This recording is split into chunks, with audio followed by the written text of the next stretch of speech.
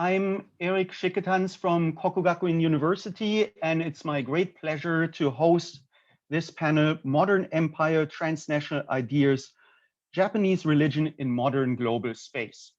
So the basic idea of this panel is that as Japan moved into the modern period after the Meiji Restoration, it had to conceptually locate itself in a new space, and that space was this modern global space. Yeah. So in order to do that, different strategies were developed, as part of which also concepts that had arrived from outside Japan, or also concepts that had already existed in Japan before the end of the 19th century, were reinterpreted in order to locate Japan in this new type of space. This process was, of course, not a unitary one, but there were many different groups of people or individuals who did so with quite different agendas. So in this panel, we have a group of presenters covering a range of such attempts to reinterpret religious concepts or religious traditions in this effort to position Japan or also this tradition inside this modern global space. And the panel, it skews quite heavily towards Buddhism. However, we also have one presenter covering Christianity. And although most of the papers are dealing with the pre-war period, there's also one paper that touches also on the post-war period. So quite a range of issues and concepts and traditions are covered. And I don't want to spend too much time kind of like talking more, but I want to make one comment first, and that is, please send your questions only to me by private chat. So please don't send them to everyone, just to me. And if you're writing some question or comment on Huva, that will be also forwarded to me. Initially, the idea was to have Gerion Kopf do the first presentation, but he is not here yet. So we will start with Emily Anderson, then go to Stefan Licher, and then to Wu Peiyao. And as soon as Gerion Kopf comes in, he will get then the next slot. Okay, so first of all, we have Emily Anderson giving a paper with the title Developing an Imperial Theology, Transforming Others into Brothers in Christ for a Multi-Ethnic Empire. Emily, if you're ready, take it away.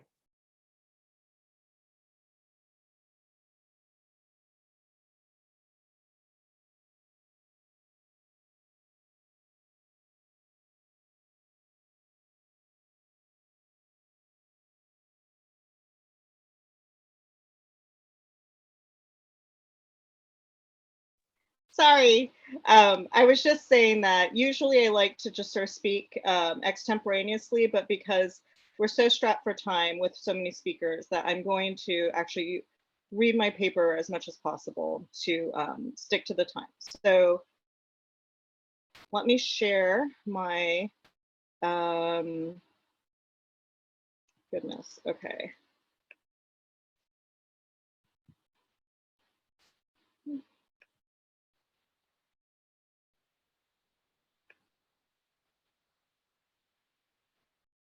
Okay, can people see that?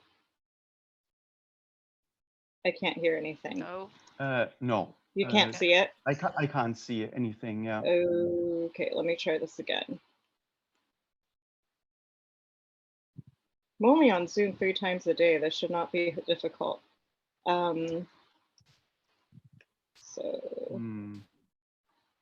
Window, Microsoft, maybe. It's because it works differently than. Why is this so difficult? Okay. Of course, faults fails, I can just start talking. I don't want to, I don't know why it's not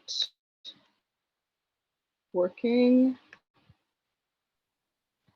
So in March 1910, so you can all see me and hear me now, right? We're all back to normal, yes? Okay.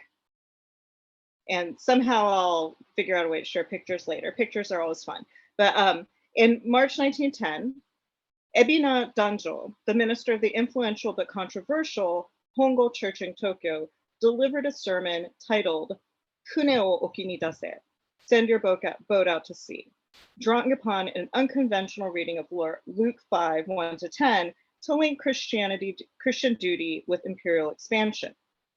The passage in question describes an event critical to the beginning of Jesus's ministry, right? His first encounter with Simon Peter, during which he instructs Peter and his fellow fishermen to go back out to sea, despite their having just returned from a frustrating and ultimately futile night of fishing.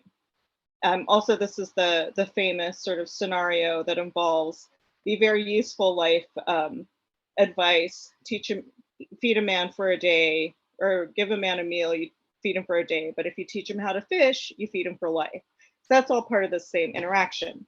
But the key thing here is about Jesus ordering them to go out on a second trip after they return with a very poor load. So this encounter, as recounted in the Gospel of Luke, marks the gathering of the first disciples, Peter, John, and James, and also is commonly used as a didactic passage reinforcing the value of faithful obedience, returning to the sea, despite evidence of the futility of such actions, fruitless previous night of fishing. In Ebina's dynamic and creative hands, however, the passage's instructive meaning was transformed into something with immediate political implications. Dissatisfied with the conventional assessment of the text, for, Ebina explained, such a literal reading lacked any religious significance, he instead argued that the passage contained a crucial sort of metaphorical lesson for his Japanese audience. He explained that the Sea of Galilee represented the world, the shores represented Judea, and Peter's reluctance to return to sea, his aversion to evangelizing the Gentiles, due to his patriotic neo-nationalism or ethno-nationalism. As told by Luke, Peter's boat becomes so full of fish that he has to call for help. In Ebina's retelling of it, the boat that comes to his aid represents Paul, who is better equipped than Peter to evangelize to the Gentiles. Driving the lesson of this iconic story home for his congregation, Ebina concluded with a warning about the dangers of unbridled patriotism. While important, if patriotism resulted in a narrow focus, one that only allowed for the salvation or evangelism of one's own people, then there could be no national progress, or hakken. To illustrate this point, he offered as an example the spread of Buddhism from India to China and Korea to Japan.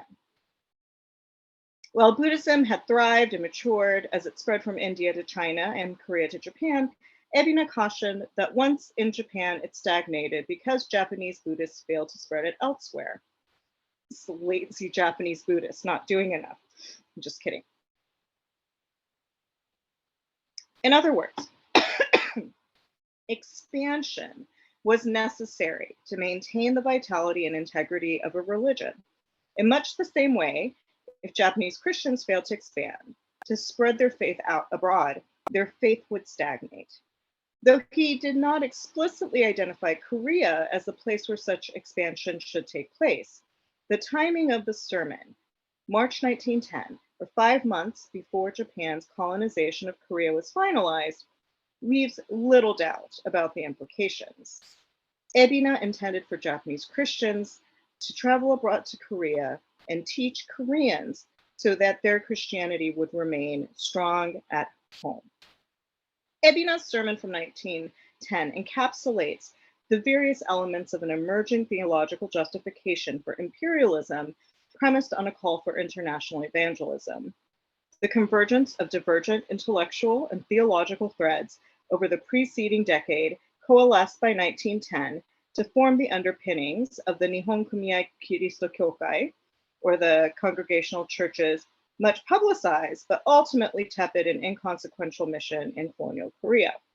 Nonetheless, the elements present in Ebina's sermon, the uneasy tension between nationalism and internationalism, the exhortation to expand in order to encourage growth and vitality at home, the conflation of evangelism with self-growth, reflect the competing motives and anxieties that found expression in a call to evangelize Korea.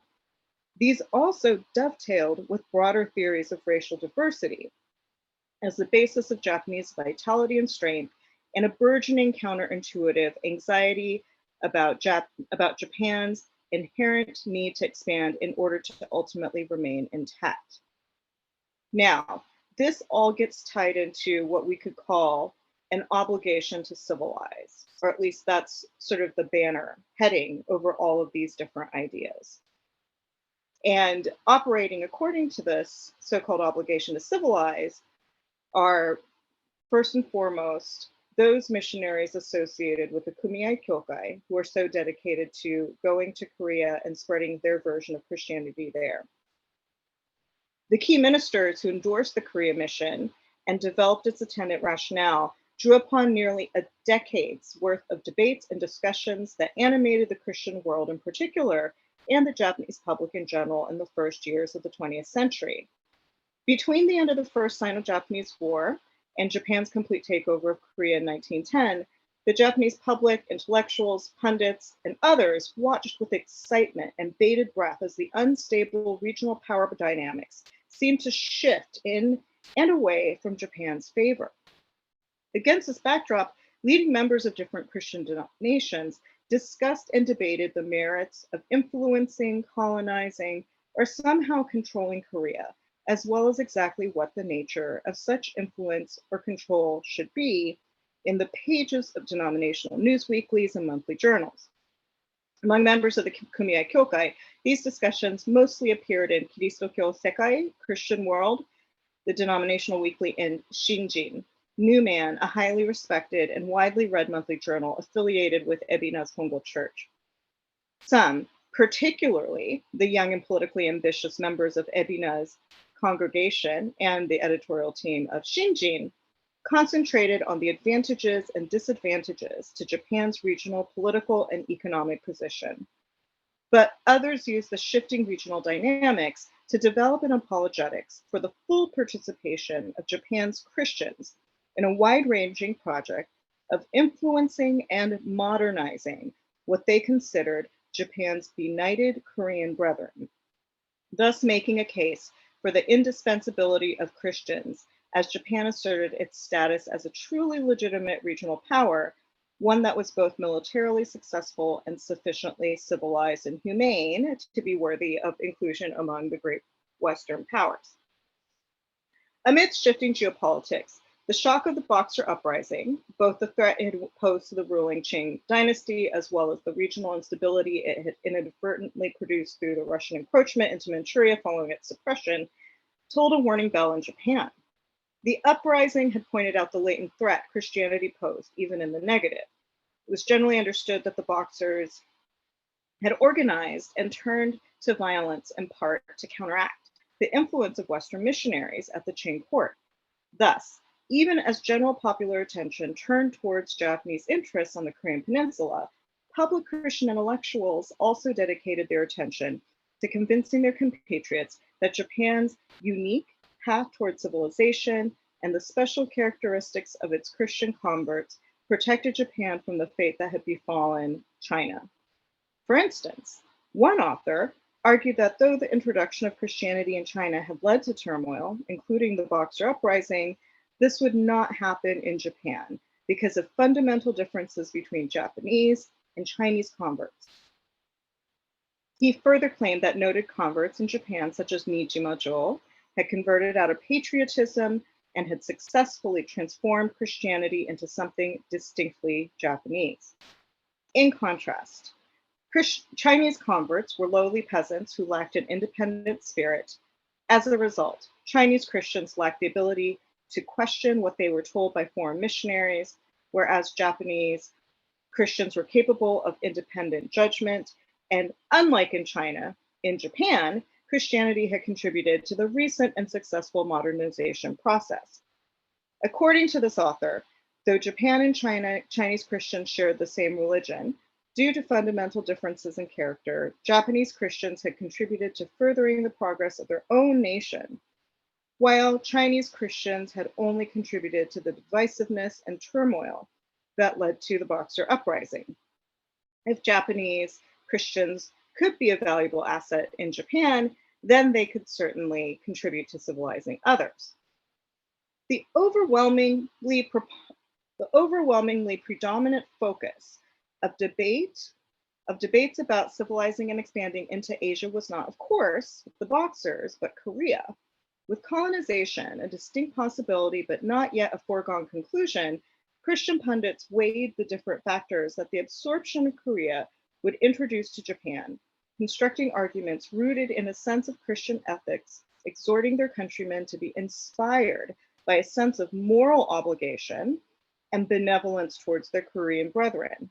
Not particularly unique in content, these arguments, either through asserting geographic proximity and historical contact, Japan's indebtedness to Korea for introducing Chinese culture and Buddhism to Japan in ancient times, or imploring fellow Japanese to be generous towards Koreans and recognize their potential to attain the same level of civilization as Japanese.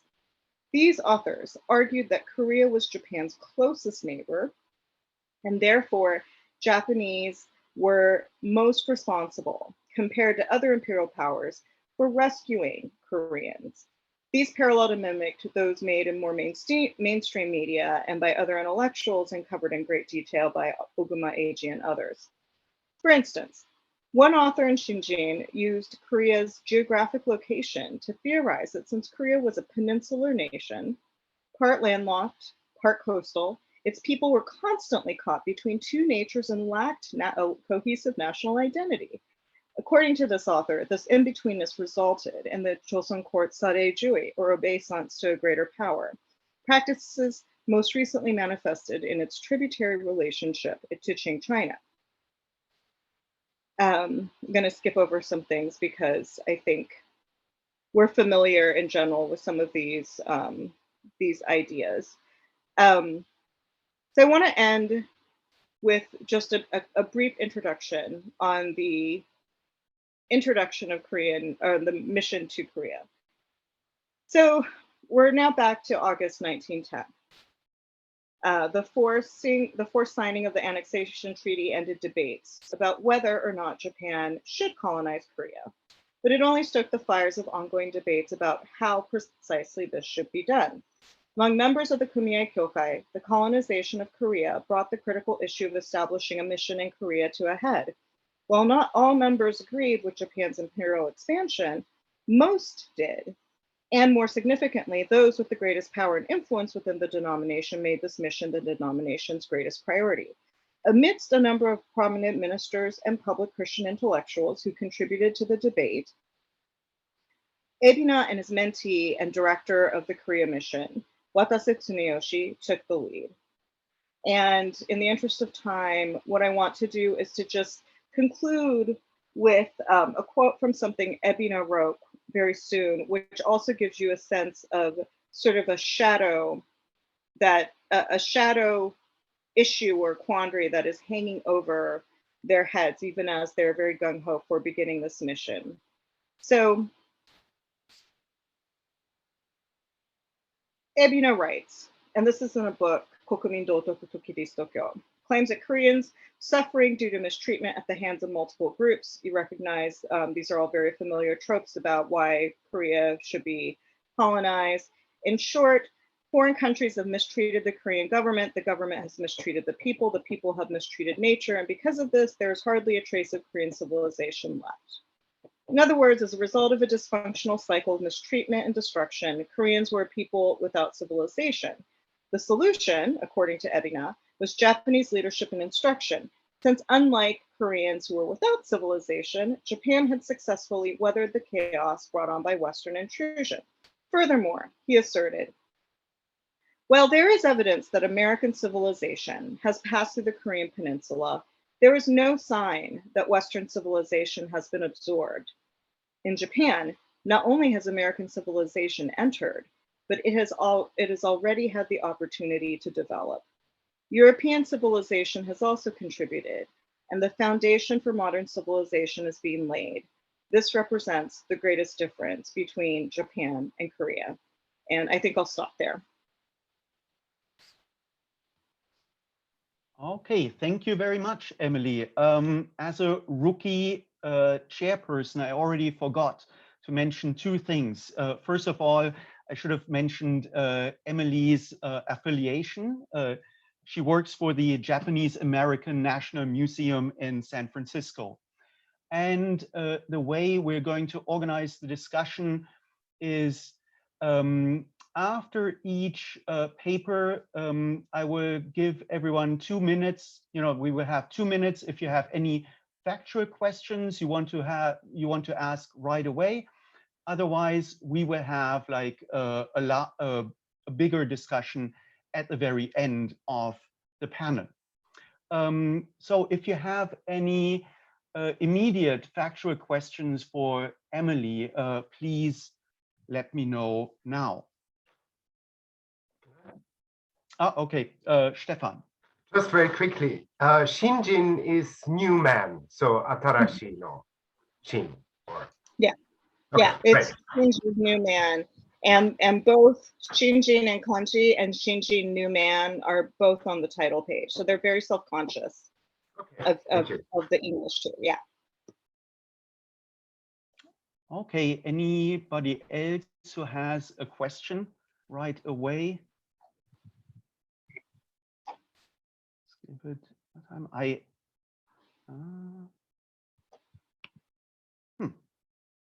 Doesn't look so. Okay, thanks, Emily, for this great paper. I have already a bunch of questions written down, so maybe you can get to some of them later on.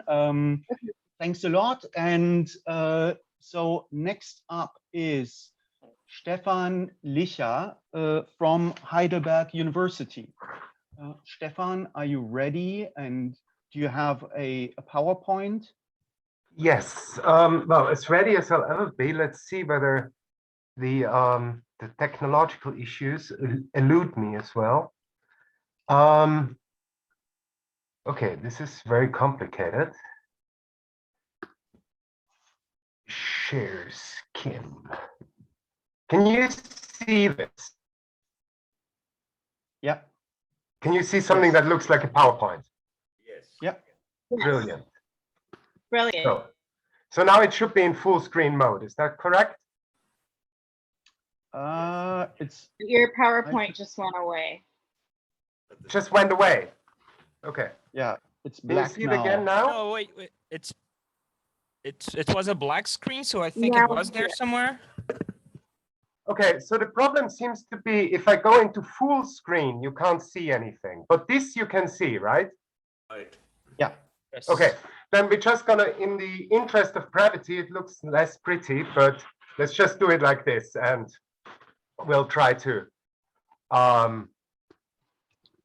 figure out, maybe in the fullness of time, we will realize how this stuff actually works. So, well, thank you very much, Eric, for the kind introduction, and it's a pleasure to be talking here today. So I'm going to be talking about something that I call, kind of with a bit of irony, the Eastern small vehicle. And without further ado, I also going to read my paper, and for the sake of brevity, so bear with me, even if it's not the most skillfully modulated of presentations.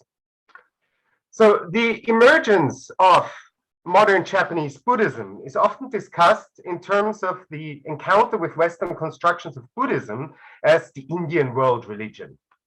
This emphasis tends to obscure the importance of inner Asian exchanges that contributed to the reconstruction of Japanese Buddhism as a modern religion. Now, in this paper, by focusing on the Hinayana, or the small vehicle as a constitutive other, I argue that the development of modern Japanese so-called Mahayana Buddhism involved at the very least three distinct factors. First, the Western scholarly construction of Buddhism.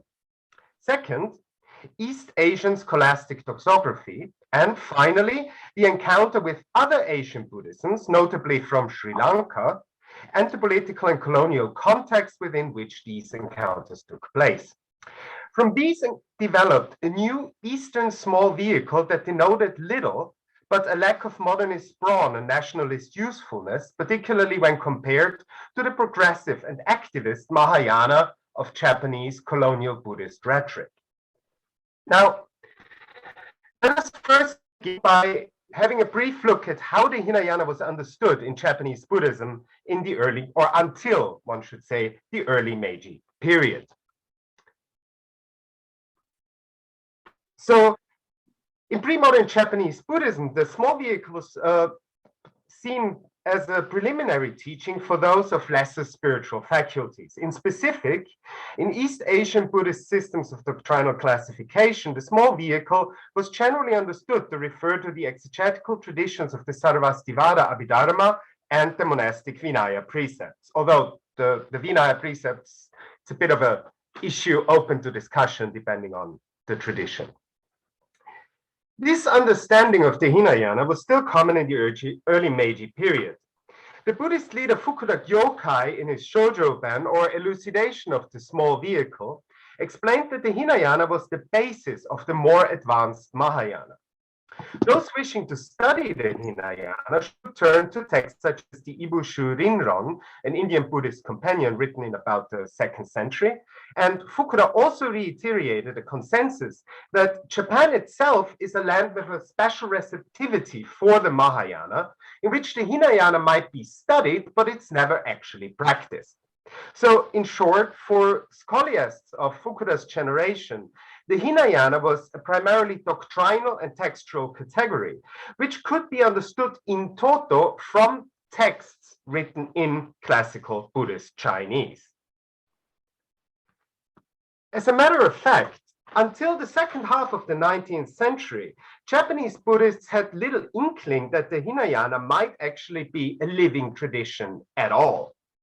This becomes clear when we consider the first known visit of a delegation of Japanese Buddhists to Sri Lanka. Now, as you all know, in the wake of the Iwakura mission, the two main branches of the Japanese True Pure Land School, Chodo Shinshu, organized their own study trips to Europe. And the Higashi Honganji mission to Europe was led by Otani Koe, the future leader of the denomination bearing his name. According to the travel diary of Matsumoto Hakka, one of Otani's companions, while en route to Europe, Otani's travel group made a stopover in Sri Lanka, where they visited a number of Buddhist temples and overheard the chanting of what Matsumoto called the yellow-robed monks. Now, according to Matsumoto, the Pali recital included the phrase Namo Amida, which of course closely resembles the Nembutsu formula, Namo Amida Butsu, which is used in Japanese True Pure Land or Japanese Pure Land Buddhism to invoke the grace of the Buddha Amida. So on the basis of this somewhat shaky phonology, the Japanese travelers convinced themselves that the Sri Lankan Buddhists were actually devout followers of the Mahayana Pure Land. As this episode shows, the Hinayana was not something that the Japanese, despite their scholastic heritage, could simply find out there in South or Southeast Asia. Rather, they had to learn to see Sri Lankan Buddhism as the Hinayana. And it is in this learning process that European scholarship played a very important role. Now, after leaving Sri Lanka and arriving in Paris, Matsumoto composed a text in which he expressed his desire to promote Indian studies, Indo-no-gaku, in order to demonstrate the Amida Buddha's universality. One result of this desire to discover the Japanese Amida in India, or Indo, which included Sri Lanka at the time, was to dispatch two young Japanese Buddhists, Nanjo Bunyo and Kasahara Kenju, to England in order to study Sanskrit. Ironically, and somewhat against Matsumoto's original intentions, Nanjo might have been the very first Japanese to identify the Pali tradition of Sri Lanka as the Hinayana. Now, in 1879, while still reading Sanskrit at Oxford, Nanjo received a letter from Yang Wenwei, one of the most important figures of the Chinese Buddhist revival movement. Yang was eager to familiarize himself with the new kind of Western philological knowledge that Nanjo was acquiring. Specifically, he was interested in Sanskrit Buddhist texts and asked Nanjo to clarify a number of points. So this is a quote from Yang's first letter to Nanjo Bunyo. What today are called Sanskrit texts, are those the scriptures of the Buddhist canon? What are the differences between the old texts and the new texts? How many sutra and shastra of the Mahayana circulate in India? Now, in his reply, Nanjo assured Yang that the texts he was reading at Oxford were indeed the same as those included in the Chinese canon, and that many Mahayana texts in Sanskrit are preserved in Nepal. He then continues. The scriptures of the canon of the Mahayana still exist on the island of Sri Lanka.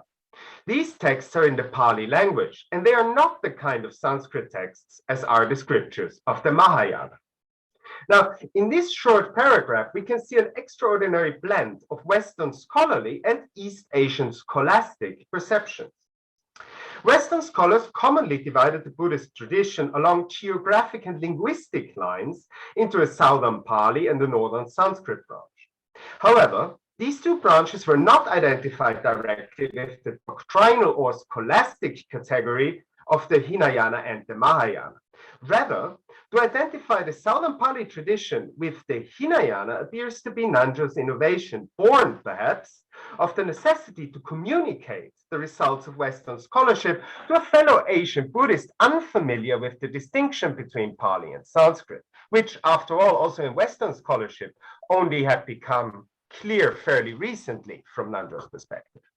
In Nanjo's correspondence with Yang, for the first time, there seems to emerge a Hinayana that is not defined by adherence to specific Abhidharmic doctrines or texts, but by the linguistic marker of Pali usage and by its prevalence in South Asia. Now, although this Hinayana initially was still a textual construct, soon a live specimen of a Hinayanist presented himself to Nanjo's Mahayanist gaze. When Nanjo returned to Japan in 1884, he brought with him his newly acquired cutting-edge knowledge of comparative philology and the international network of acquaintances that went with it. In the year after his return, he received a letter from Edmund Roland Chayatilake Gunaratne, a Sri Lankan civil servant, Buddhist layman, and secretary of the Pali Text Society of Sri Lanka. Gunaratne expressed his interest in learning more about Japanese Buddhism and even proposed to travel to Japan himself. Nothing came of this, but 1 year later, Nanjo received another letter from Gunaratne, this time accompanied by a missive in Pali from Kotabe Panasekera Thera, Gunaratne's monastic teacher. Panasekera Thera posed some rather awkward questions regarding the circumstances of Japanese Buddhism, for example, whether the king and prime minister of Japan were good Buddhists. Unfortunately, Nanjo's no doubt skillfully evasive answer is lost.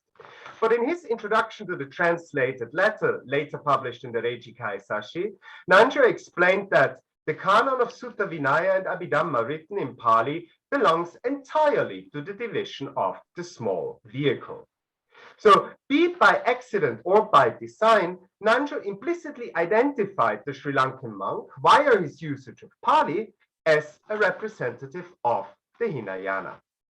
So we should carefully note the conceptual shifts that went into seeing Sri Lankan Buddhism as the Hinayana.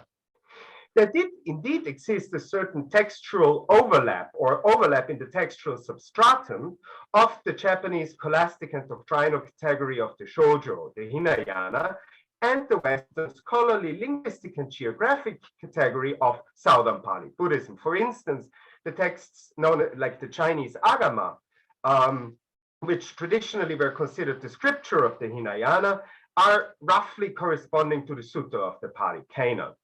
And it was this overlap that allowed Nanjo to map the concept of the Hinayana onto Southern Pali Buddhism, and thereby enable Japanese Buddhists to see Sri Lankan Buddhism as Hinayana.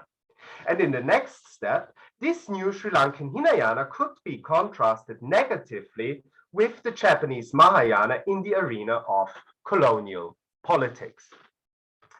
And it was none other than Gunarata who facilitated the first prolonged contact between Japanese and Sri Lankan monastics. On his invitation, two Japanese monastics, namely Shaku Unjo and Shaku Soan, who belonged to the Shingon and Rinzai schools, respectively, traveled to Sri Lanka in the late 1880s. Now, Soen stayed in Sri Lanka for 3 years, and 1 year before his return in 1889, he authored a small pamphlet on Southern Buddhism, which, while taking the Southeast Asian Buddhist tradition's inferiority to the Japanese Mahayana for granted, was still fairly well-meaning. Significantly, in this tract, Soen does not often use the term Hinayana at all, rather using the more benign Southern Buddhism. In the appendix, however, Soen already points to the context of colonial politics that would become the main arena within which the Hinayana was to be articulated in the decades to come. So, with no little pathos, Soen writes, "My reader should well remember, Central India already is among the servants of England. My reader should also remember the Isle of Sri Lanka is returned among the slaves of England. And again, my reader should remember last year also Burma was slaughtered at the hands of England, and its funeral song still rings in our ears. Besides, Vietnam or Tibet, their greatness long past. Oh, heaven! Why the baleful poison of cruel punishment only for the countries of Buddhism?"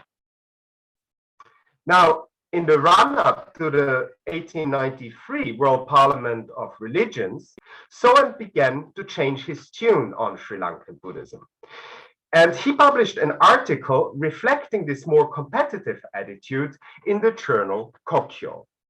Now, this journal, the Kokyo, in one of its editorials, this nationalist, virulently anti-Christian journal, had cast the looming World Parliaments of Religions at Chicago as nothing less than the arena for a struggle to the death between the white and yellow races.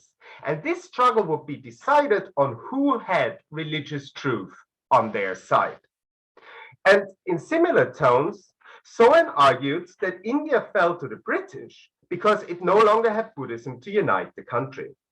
A like fate awaited Sri Lanka, to the Buddhism of which Soen now exclusively referred to as the Hinayana. This Hinayana, Soen argued, only transmitted the most superficial, egoistic, and conservative of Buddhist teachings. It cannot contribute to the independence of South and Southeast Asian nations. The only way for Southeast Asian Buddhists to reach or maintain independence was to use a reinvigorated Buddhism created from the unification of northern and southern branches. Now, of course, as the narrowness of the Hinayana hampered its very recognition of the Mahayana as Buddhism, this unification could only be brought about by the Mahayana, that is to say, by Japanese Buddhism. Now, it was such a hybrid, politicized Hinayana that the Japanese delegates presented at the World Parliament as the foil for their own Mahayana tradition. But Western sympathizers were not the only audience to which this Eastern small vehicle could profitably be addressed. Now, there is a very complicated development after the World Parliament of Religions of this concept of the Eastern small vehicle, which for time reasons I'm not going to go into here, but I would like to just cast briefly a forward glance at the kind of discourses that this Eastern small vehicle would eventually enable, and which I think kind of dovetail very nicely with the kind of Christian discourses Emily has just pointed out to us or just introduced us to. Now, in 1925, for example, Takakusa Junjiro, the perhaps most respected Japanese scholar of Buddhism of his generation, addressed a meeting of Chinese, Taiwanese, Korean, Japanese Buddhist monastics and lay believers in Tokyo. In a spirit of cosmopolitan goodwill, Takakusa recounted China's humiliation during the First Sino-Japanese War. Japan's military prowess, he boasted, made it the revered teacher of the backward Asian nations. Takakusa lamented that despite their obvious inferiority, Chinese and Korean monastics obstinately insisted on separating monastic from lay practice. And these Chinese and Korean monastics even went so far as to doubt the monastic Vinaya bona fides of the married, meat-gorging, alcohol-swilling clergy of Japan. In so doing, the Koreans and the Chinese resembled the Hinayana, or the small vehicle practiced in India, which was stuck in the empty formalistic observance of outer rules. The Japanese Mahayana instead strove for the perfect expression of the Buddhist spirit, even if this meant to depart from the established standards of Indian Buddhism, such as celibate monasticism. Surely, Takakusa concluded, the populist Buddhism practiced by Japanese lay bodhisattvas such as Shotoku Taishi or Shinran was the epitome of the Mahayana, that is to say, the true the true Buddhist spirit, an und für sich, as in and of itself. Now, unusual as it might appear to criticize Chinese and Korean Buddhism as the Hinayana, this was a discourse that was by no means restricted to Takakusa Junjiro.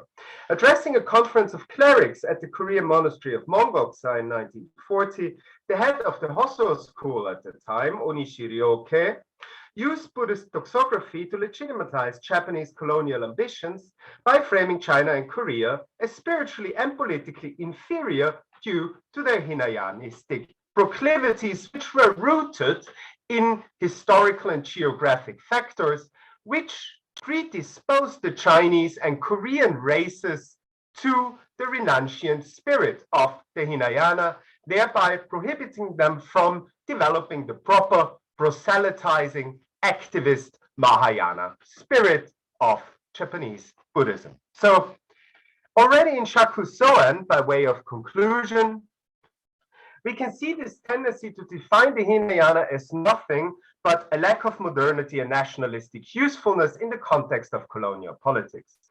When Japan's own colonial interests shifted towards empire, the Hinayana became unmoored from itself in Southeast Asian context and fully turned into an Eastern small vehicle that served to justify Japanese bodhisattvas' colonial ambitions. Thank you very much.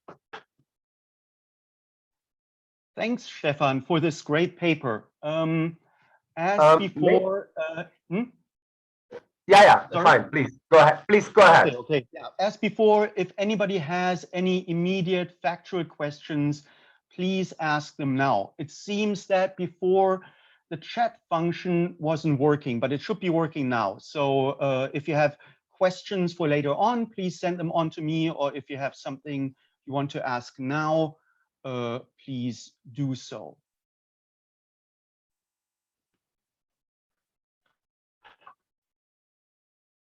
Sorry, can I just ask, do you see me again, or do you still see the shared screen? I see the shared screen. Okay, how do I turn this off? Stop share. So, right? Yeah. So now you should see me, right? Perfect. Good. Thank you. Okay, well, if there are no immediate questions, then let's move on to the next paper. Thanks a lot, Stefan. So next up is Wu Peiyao from Tohoku University, and she will be giving a paper with the title of Inventing Chinese Buddhism, Sakai no Koyo and Buddhist Historiography in Early 20th Century Japan. So I think you can see a lot of the papers in the panel actually are quite a bit in communication with each other. Peiyao, are you ready? Yes. Can I share my screen now? Yeah, sure. Okay. Hopefully this time it went well. Can you see my screen? Yeah, no problem. Okay. Can you see my screen now? Yeah, it's visible. Okay, thank you. Okay, thank you for the introduction, Professor Eric. My name is Wu Peiyao, and I'm from Tokyo University in Japan. Today, I will be talking about the development of Chinese Buddhism as a historiographical category during the early 20th century and examine a heretofore rather understudied aspect of the reimagination of China in the context of modern Japanese empire. So the title of this presentation is Inventing Chinese Buddhism, Sakai no Koyo and Buddhist Historiography in Early 20th Century Japan. I will explore the topic as follows. Firstly, I will introduce the problem of the reimagination of China in modern Japan based on previous studies. And I would like to point out the part played by the narrative of Chinese Buddhism, which has also shaped the self-understanding of Chinese Buddhism themselves. And secondly, I will provide a case study of a key figure in the establishment of this narrative named Sakai no Koyo. And in conclusion, I would like to consider the meaning of his intellectual enterprise in the larger context of modern Japanese empire. So I would like to start by introducing the background of this issue of this historiography about Chinese Buddhism. As pointed out in the now classic monograph by Stephen Tanaka, but having been rehistorized as Japan's past, Shina was located as temporal inferior. Characteristics used to describe Shina, such as atomization, bickering, and selfishness, distinguish it from Japan. Moreover, by using a metaphoric language of harmony, history proved the consequences of Japan's deviation from the proper historical past. It suggested what Japan should be, or at the very least, what it should not become. Here, Shina is referred to as a historical term as the Japanese appellation for China, most commonly used during the first half of the 20th century. To put Tanaka's observation in other words, in the context of the modern Japanese empire, China was constructed and other to serve as a, to serve as a foil for Japanese self-representations.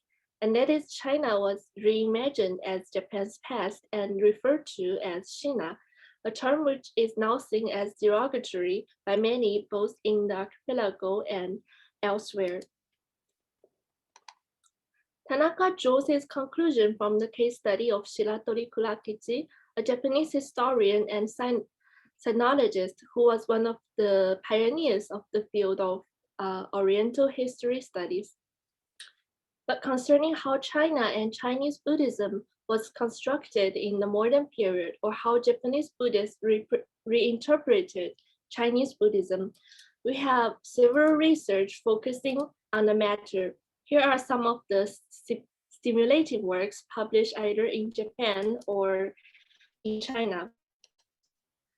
In the research mentioned above, it has been pointed out that Chinese Buddhism was depicted both as an essential part in the history of Buddhism, and here we can see the reproduction of the traditional model of the three kingdoms, including Indo, Shina, and Nihon. And also, Chinese Buddhism was considered as a theoretical form of Buddhism in decline since the Sui and Tang dynasties and considered through the lens of sex. So these observations can be seen in the past scholarship. However, while there are already several studies exploring the process of the reimagination of China between the Meiji and Showa eras, most of them focus on the development of Oriental studies, Toyogaku, or Oriental history studies, as the disciplines and the scholars involved in it. Very few shed light on another yet very important aspect, namely the role of Buddhists in the making of China. So this presentation explores how Buddhists discussed China in the historiography of Chinese Buddhism, a category set up through a global lens in order to distinguish in essentialist terms East Asian continental Buddhism from that of other geographical locations such as India and Japan. So specifically speaking, this presentation is aimed at solving two main questions. How was Chinese Buddhism depicted as an other to Japanese Buddhism? And how was China reimagined in this process?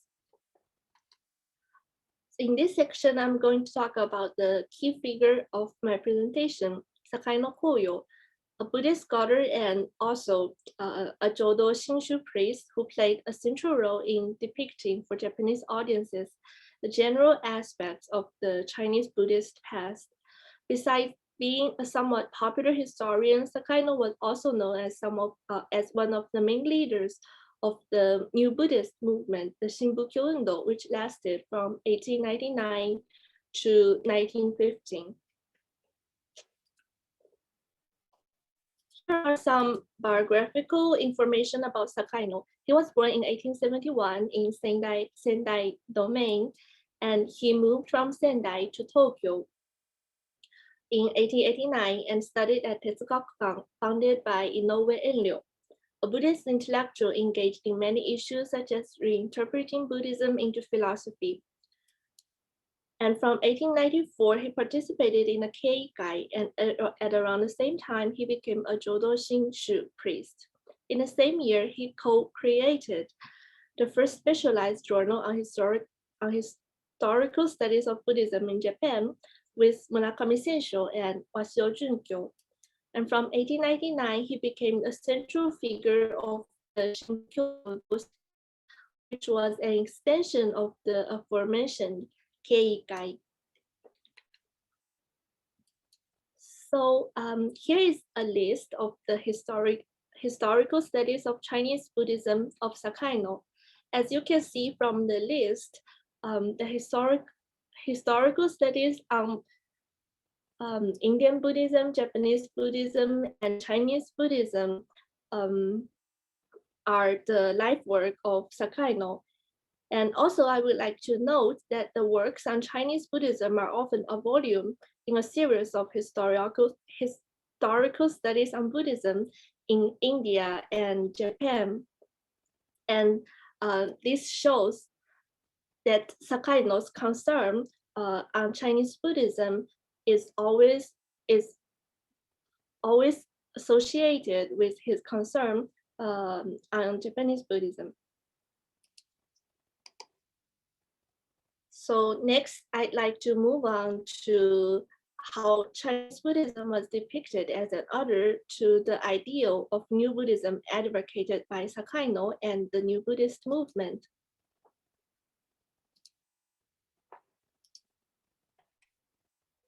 So as I've mentioned, the New Buddhist movement was started in 1899 and lasted until 1950. The claims of the New Buddhist movement are expressed rather explicitly in their statement of general principles published in 1800. Here I'd like to draw your attention especially to the first and the third principles. By proposing a sound faith through the intellectual practice of free inquiry, members of the Shinbukyo Doshikai not only emphasized the establishment of Shinko, faith, but also implied that there was a difference between false Shinko and correct Shinko, which should be clarified through free inquiry, including historical studies on Buddhism. So I'd like to, I'm sorry.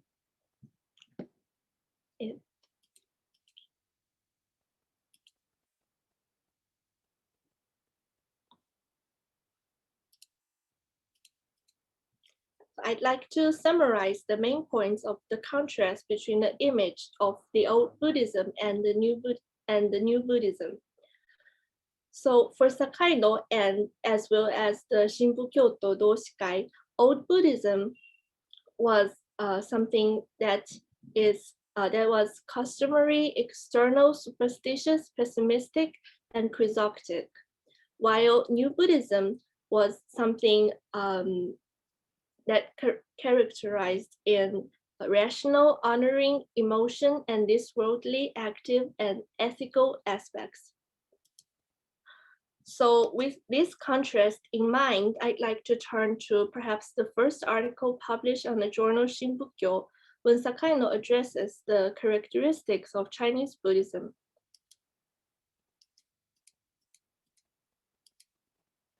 So he depicted Chinese Buddhism as pessimistic Buddhism and intellectual Buddhism, Buddhism that features prayer.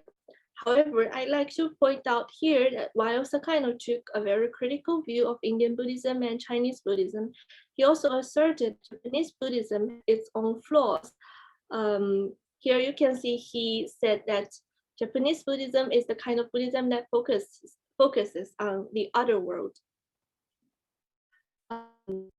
In other words, the criticism on Indian Buddhism, Chinese Buddhism, and Japanese Buddhism was basically aimed at the reform of Buddhism itself and the establishment of the new Buddhism, which at this point to Sakai-no still didn't exist. Now I'd like to move on to the next section and talk about how Chinese Buddhism was depicted as the past of Japanese Buddhism through the analysis of Sakai-no's discourse on them. So here we have Sakai-no's work, an outline of Chinese Buddhism.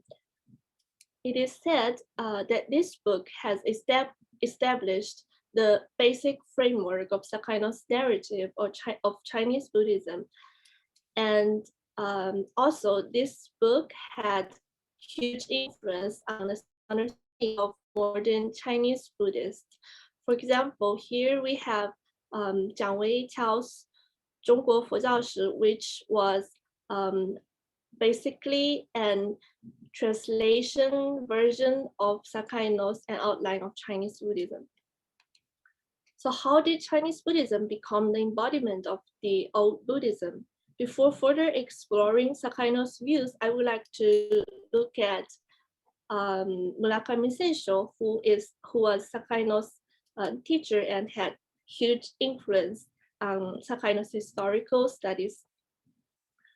So Murakami said that the characteristics of the Indian Buddhism is precepts, while the characteristics of Chinese Buddhism is philosophy and doctrine, and faith is the most important characteristics of Japanese Buddhism.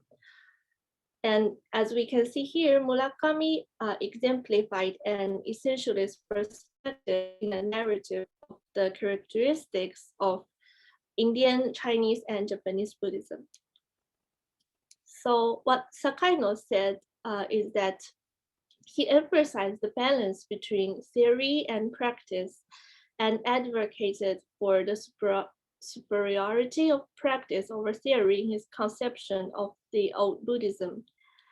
And I would like to point out that his point of view towards Japanese Buddhism turned from the otherworldly Buddhism, as we have seen in his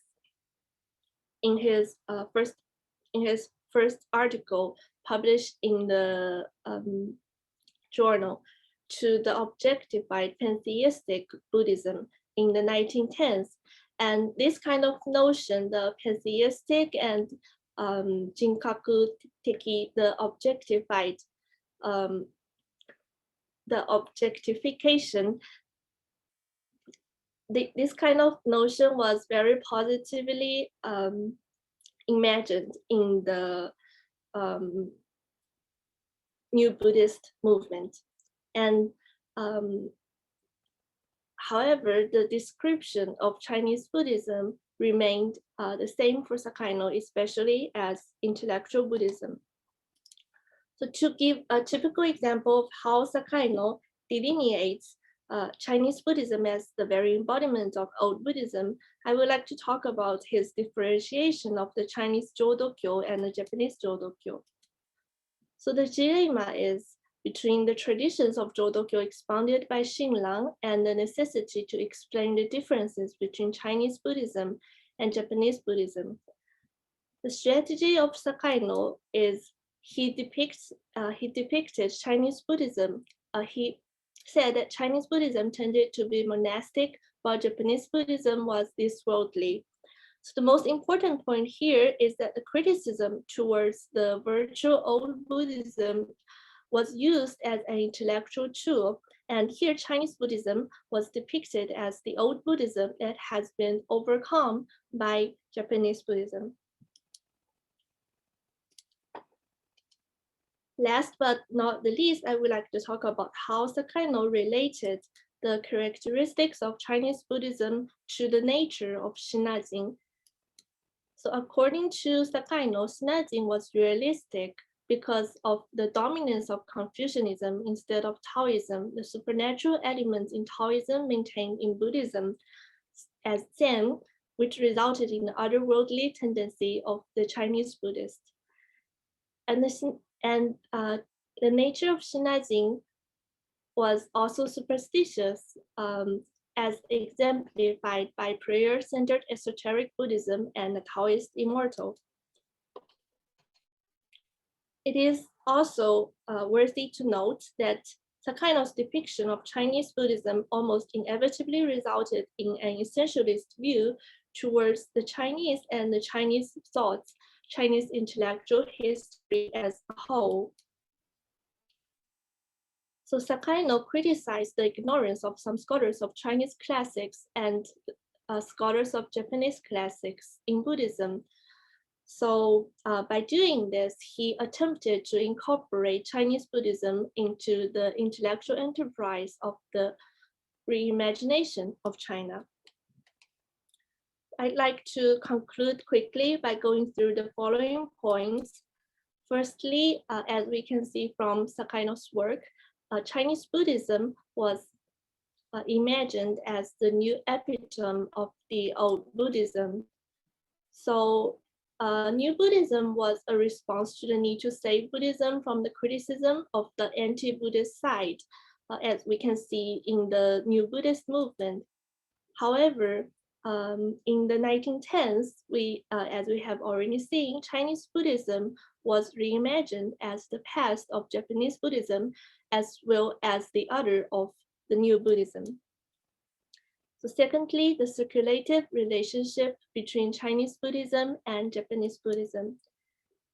And the last point is Sakai no's case represents an important chapter in the larger issue of the repositioning of China in Imperial Japan's intellectual space, and thus deserves further research. Here are my references. Thank you for listening. Okay, Peiyao, thanks for the great talk. Of course, this is also very close to my own interests. Okay, so first of all, does anybody have any quick factual questions about Peiyao's paper?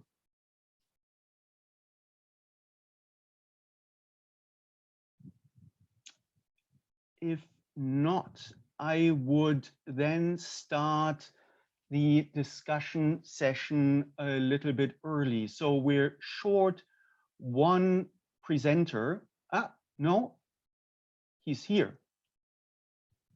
Okay, so maybe then we can have the final paper.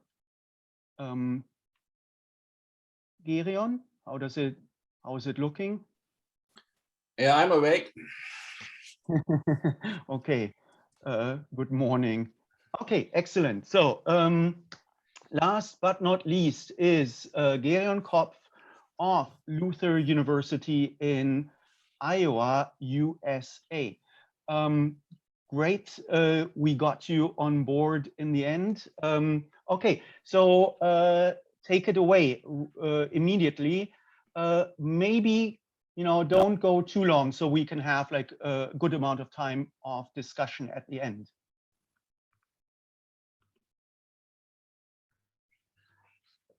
Good morning. Good morning, everyone. Sorry, I'm a little bit confused in my time zone here. I would like to thank Orion for inviting me to the panel, and for Eric to organizing. He's done a tremendous job. I also want to apologize for coming in only now during the last talk, since I got not lost in translation, but in the time lag. I just came back from Germany, so my talk is a little bit different since it deals with some philosophical concepts, but as our group discussed, I think a couple of weeks ago, it does fit nicely insofar as it also connects with the pre-modern thought in Japan with modernity, with also some contemporary thought. So I would like to specifically talk about a modern application of some Buddhist idea, and those Buddhist ideas are the Chengguan's fourfold Dharma world. And I don't know, I assume many of you are familiar with Chengguan. Lived in the 7th century. He was one of the main thinkers of the Huayan school, Buddhist school, Huayan school in China.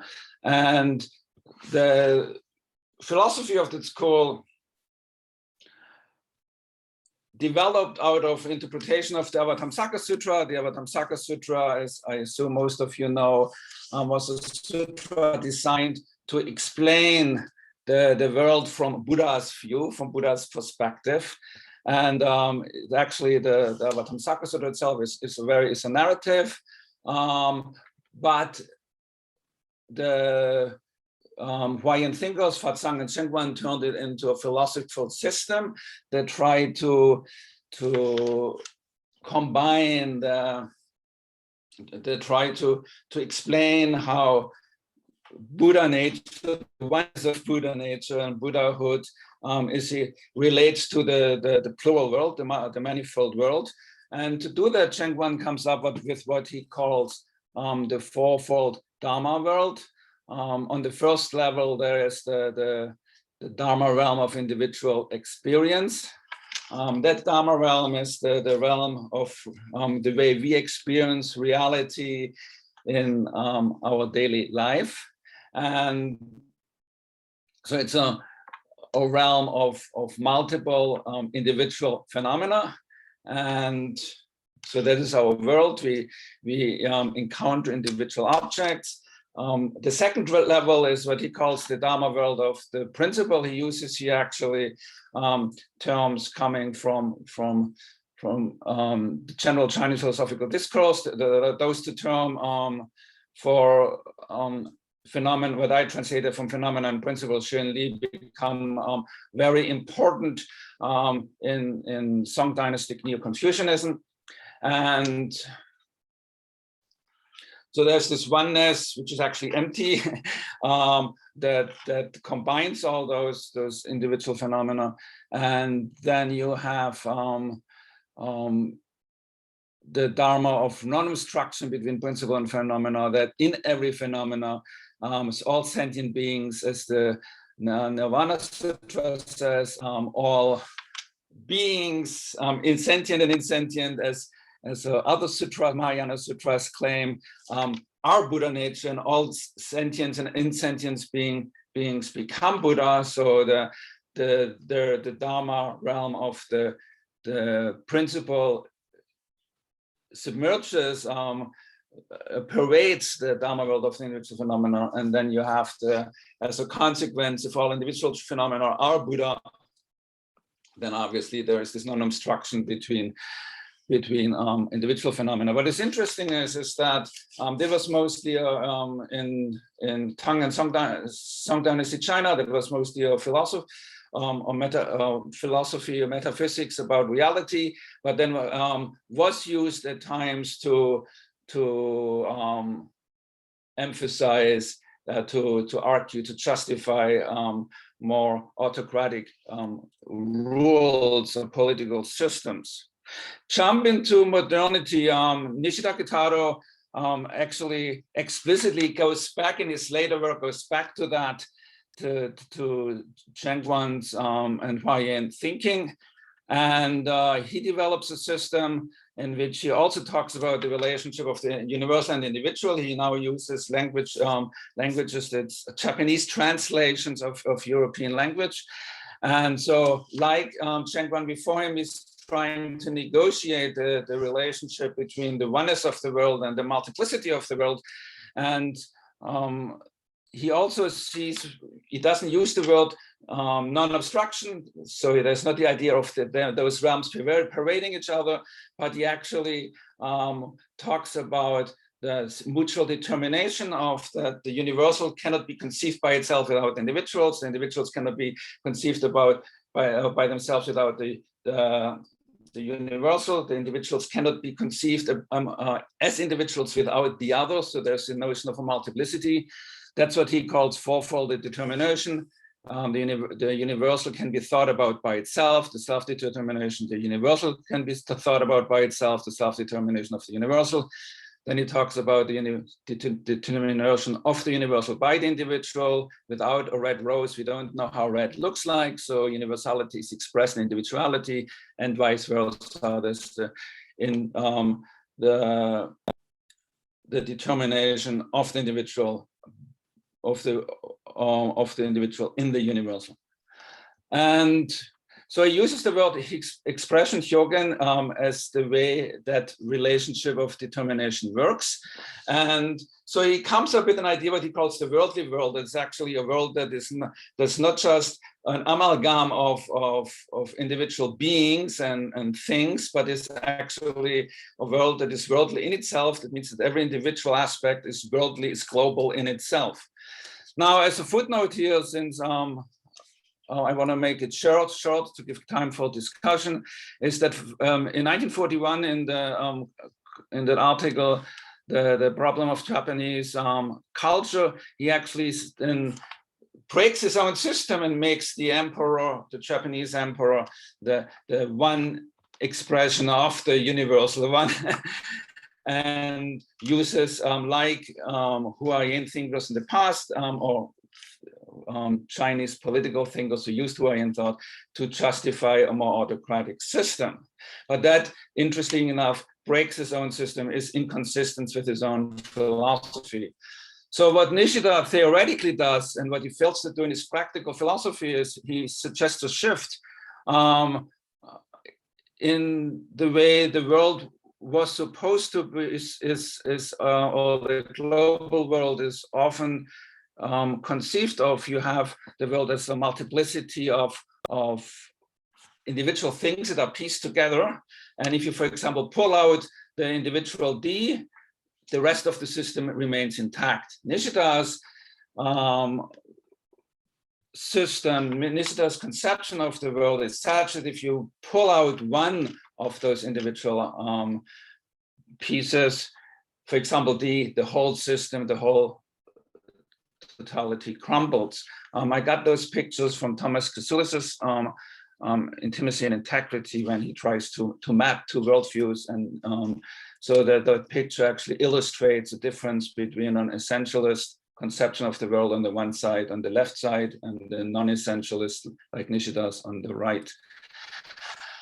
His disciple or student, Mutai Risaku, wrote after the Second World War, reflecting on why his two beloved teacher, Nishida Kitaro and Tanabe Hachime, fell into, let's say, politely nationalistic tendencies. So he now translates the terminology again into the general, the world, and then individual activity. And he says the problem is that those two extremes don't hold the tension, the dialectic of the world in itself, because the whole, the general, the totality, the word uses sometimes sentai, cannot be completely reached, because it's expressed in an infinity of individuals, and the individual is momentary activity, therefore escapes.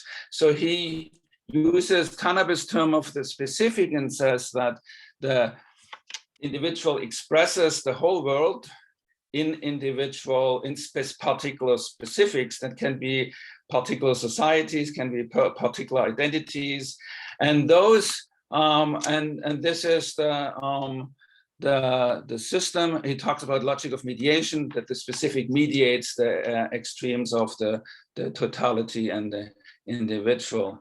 So this is the system he comes with. The world is totality, it's ever expanding, it's absolute, it's one. The individual is subjective, ever elusive, relative, and infinite number of. And the specific are particular identities. They are provisional. That means they are not unchanging. They are also relative to each other. They are developed in relation to each other, and they're multiple. And he explains the nationalism of, for example, Nishida, by saying they are using the specific as if it was the world. The specific then works as a small world that pretends to be the absolute, when in fact it is relative and ever changing. So this is again the system. And on my last slide at the end of my talk, I have to apologize. I do not have a clock here with me. I would like to move into contemporary times, and I've worked on what is called an ethics of expression. You can also call it a philosophy of expression. I use it ethics because I think the choice of our heuristic systems of interpreting the world have moral input. There are three terms which Mutai calls the world, the individual, and the specific. There is an individual. There's an infinity of individual and a plurality of specifics. There's a plurality of identities. There's a plurality of cultures. There's a plurality of academic disciplines. There's a plurality of worldview. And each specific is a full but not a complete expression of the whole. So to give an example, every human being expresses what it means to be human, expresses humanity fully, but not completely. That means in many ways, if you have an imaginary Martian coming to Earth, trying to figure out what humans are, one human can expresses humanity and therefore can provide a lot of answers to the questions, what is humanity? But obviously, all the cultures, the history of humanity is not expressed for that. The infinite expression of all human beings is required. So this is neither permanent nor absolute, but temporary. And in order to understand then the relationship between different individuals is what I call a dialectic of expression. I'm now working on a system called multi-entry philosophy, is where when you approach different when you approach specific subjects, you need a multiplicity of perspectives, of viewpoints, in order to get the whole picture. I'm working on this with the philosophy of mind, arguing that you need notions from different cultures. And so that gets me to my last point, is that it means that in order to understand the world, we need a multiplicity of cultures, we need an input of a multiplicity of perspective, we need an input on a multiplicity of philosophies, and a system that negotiates them, that treats everyone as equals, and that does not privilege one way of understanding, one heuristic model over the other.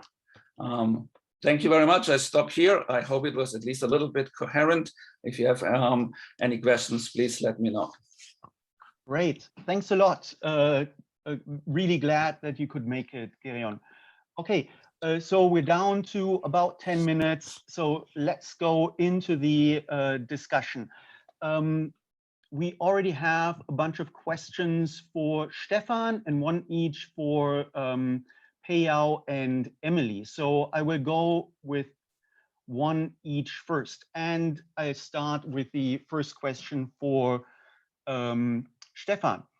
This is from Matteo, sorry, Kestari, maybe, or is it Chestari? I'm not sure. Just a brief question to Professor Licher. What about the Hinayana traditions inside Japan, mainly the Nara Buddhist traditions? Were they relevant in the picture?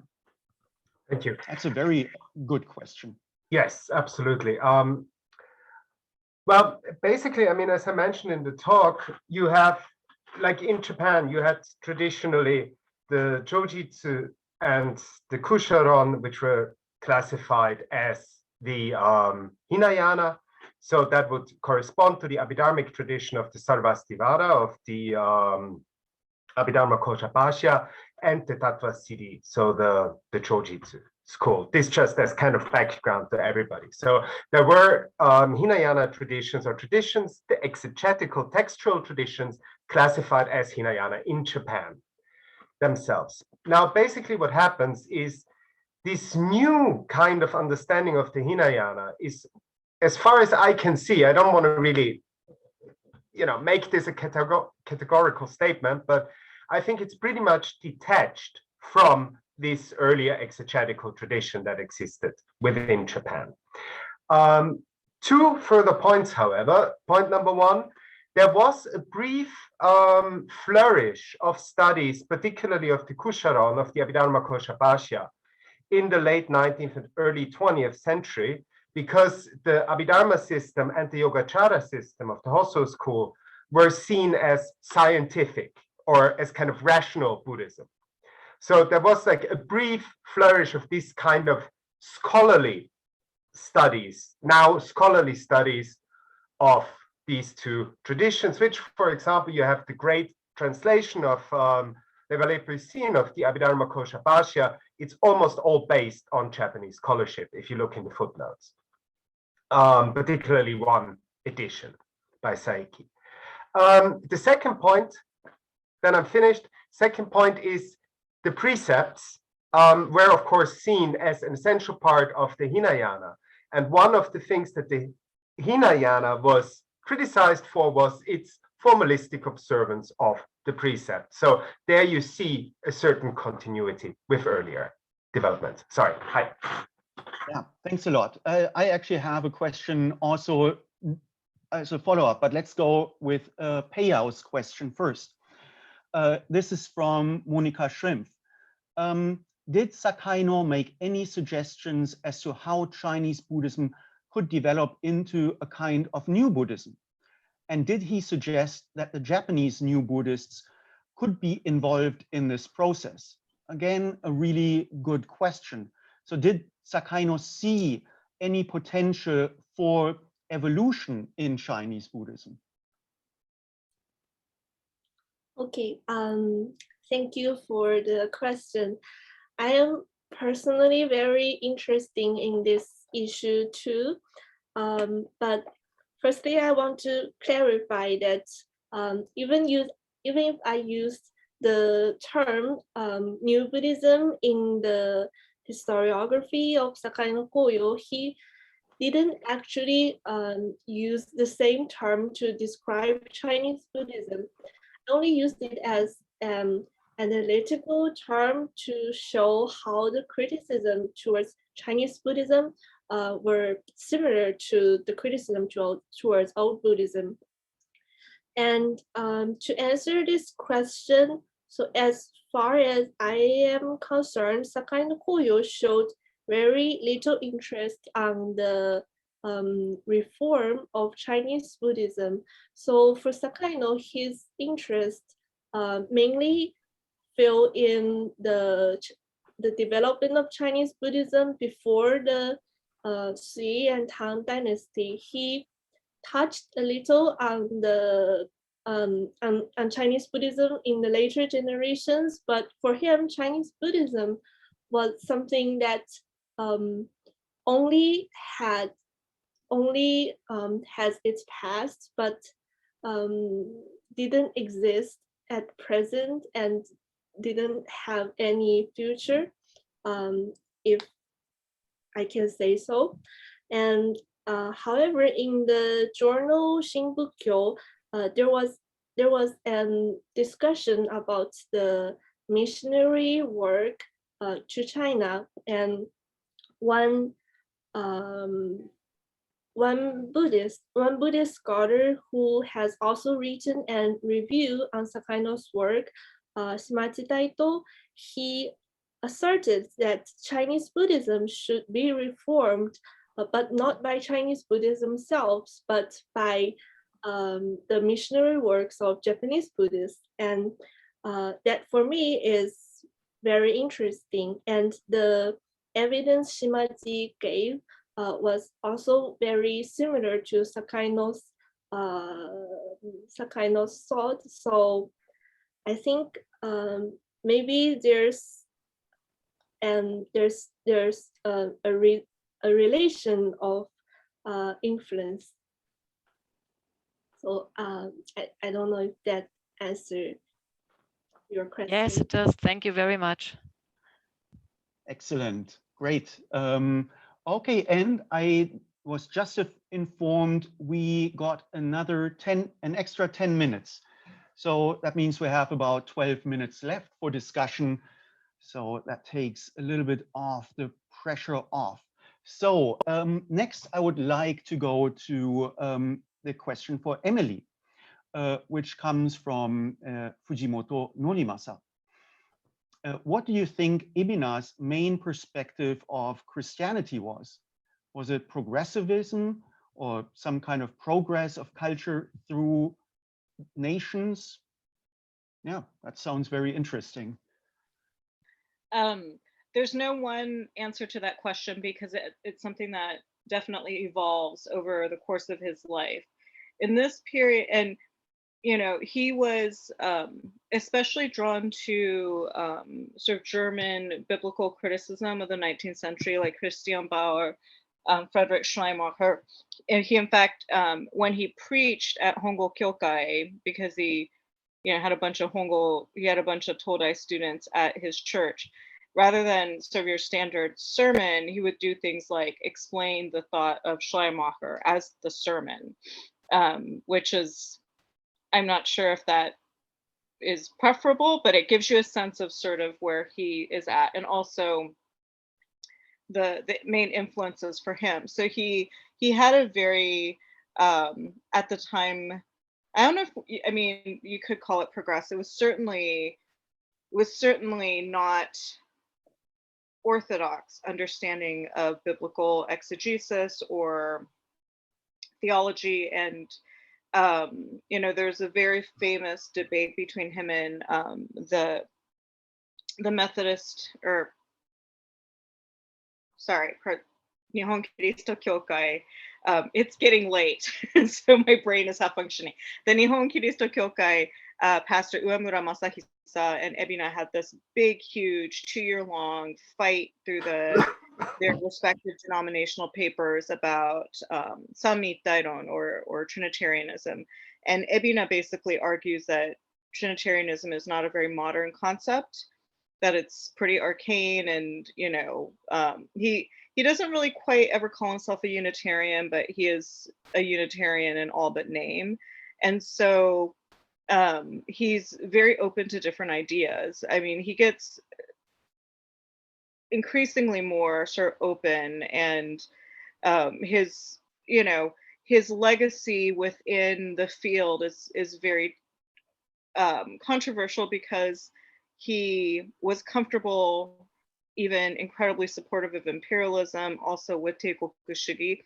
So he embodies many kinds of contradictions, because at the same time that he is very sort of rah-rah empire, he also says things like, you know, nationalism is bad. It makes you narrow-minded. You need, rather than 국가주의, you need 국제주의, internationalism, as opposed to nationalism. When World War I ends and the League of Nations is about to become a thing, he and his wife actually stay in Paris for multiple months to observe the early discussions of the League of Nations to see how this thing is emerging. And he considers this a very important historical moment. He wants to witness it. Yeah, so he's all over the place. And I think Edina, like many sort of charismatic, visionary people, can't be bothered with consistency. He isn't interested in being consistent or rigorous. He sort of sees something he likes and he goes for it, and then he goes to the next thing. And so he is inconsistent throughout his life, but I think that's just because as he found something new that interested in him, he just sort of bounced to the next thing. Okay, wow, yeah, thanks.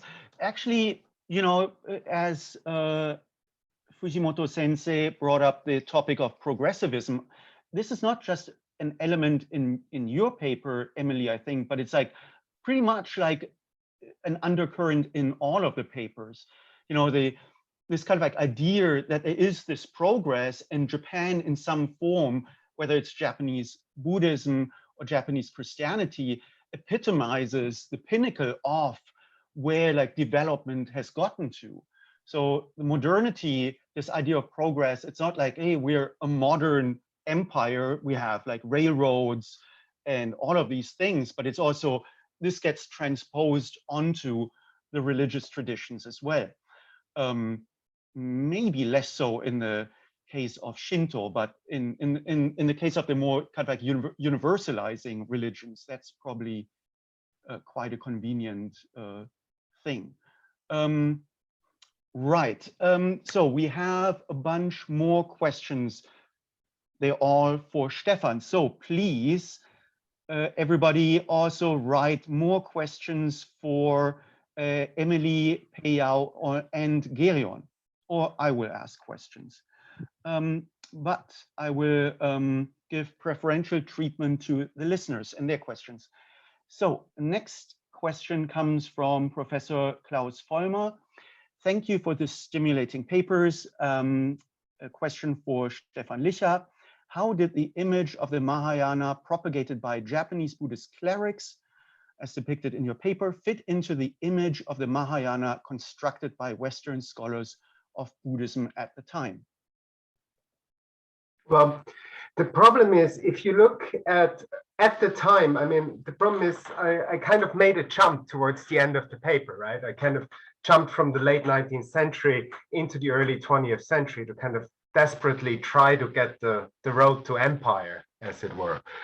The thing is that actually at the time, if you look at it, this was a development that was happening in both Europe and Japan. So also the Europeans at the same time were trying to figure out what these terms Mahayana, Hinayana, and so forth actually meant. So you get people like Thomas Rhys-Davids, for example, who in reply to the Japanese presentations about the Mahayana, Hinayana at the World Parliament, he was saying, this doesn't make any sense. This is not what we read in the texts that they say are the Hinayana or that they say are the Mahayana. So I think the point was that there was a great confusion of categories at the time in the late 19th century.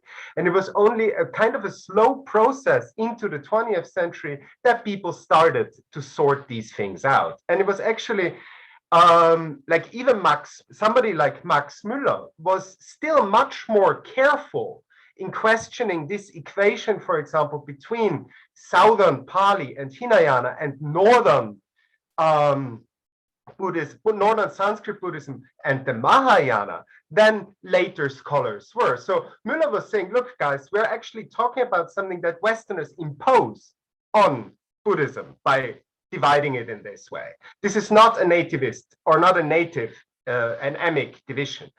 So I think what was happening is that there was a slow but a kind of global process into the early decades of the 20th century, where people really just kind of slowly started to sort these things out. And then there's, of course, the huge impact that people like T.T. Suzuki had on notions of the Mahayana. So that is the best I could answer this question. Just a brief follow-up from me. So what do you think was it that drove the Japanese to really identify specific geographical locations with these concepts? I mean, was it just the encounter effect? Like, okay, we met them, who are they? We don't know, they must be the Hinayana guys. Well, I guess it was a combination of different things. Like, first of all, there was, of course, the idea, first of all, as I said, there was, of course, a certain actual overlap between this scholastic category of the Hinayana and what they found in Sri Lanka, for example, the sutta kind of material that you would find in the Pali canon.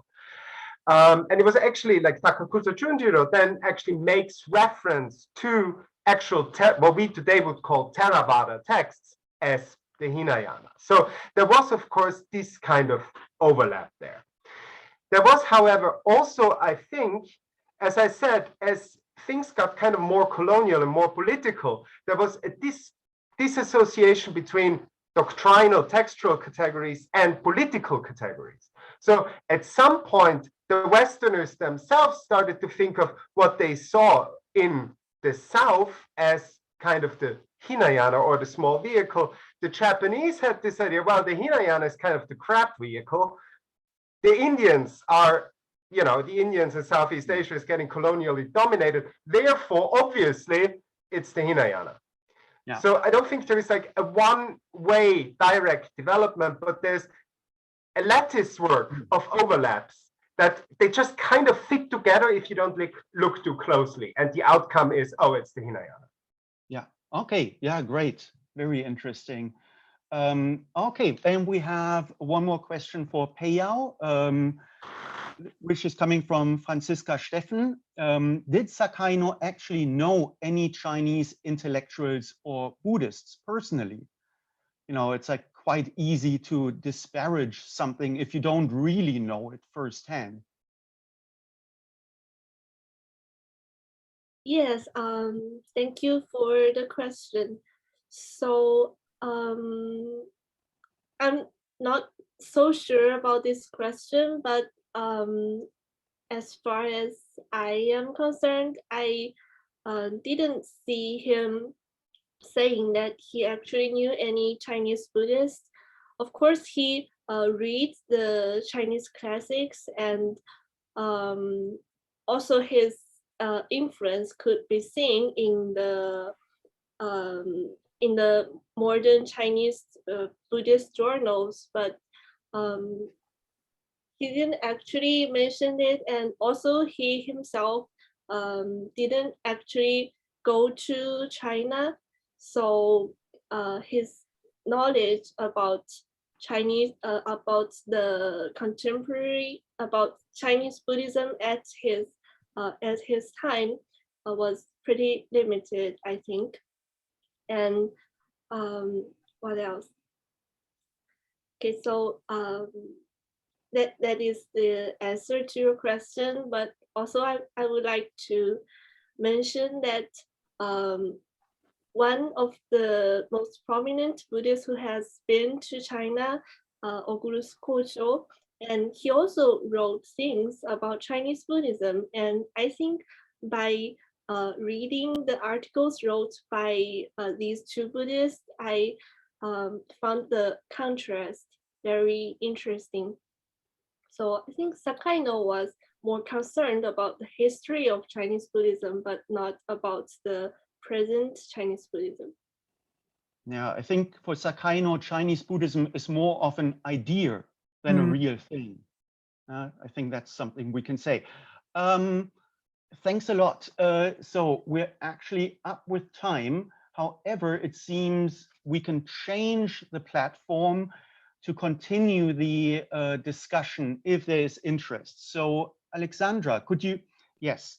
So Alexandra just send us this link. And if you click it, I'm not exactly sure what's going to happen, but then this will take us to a different platform and we can just continue on with the discussion. So why don't we do that? Like if you're not coming along, thanks a lot for coming to the panel. Thanks a lot for asking such great questions. And I'm very sorry that we couldn't get to all of them. Yeah, okay. So in any case, thanks a lot. And I hope to see everybody again sometime soon.